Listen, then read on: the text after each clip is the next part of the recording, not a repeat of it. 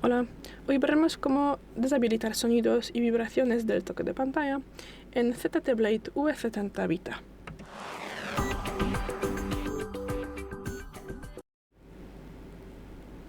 Bueno, para esto pasamos a los ajustes, luego pasaremos a la pestaña Sonido y Vibración, bajamos y abrimos más ajustes de sonido, la última posición.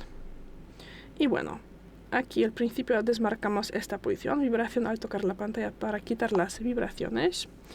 Y luego desactivamos sonidos al tocar y hacer clic. Y también desmarcamos tonos del teclado telefónico.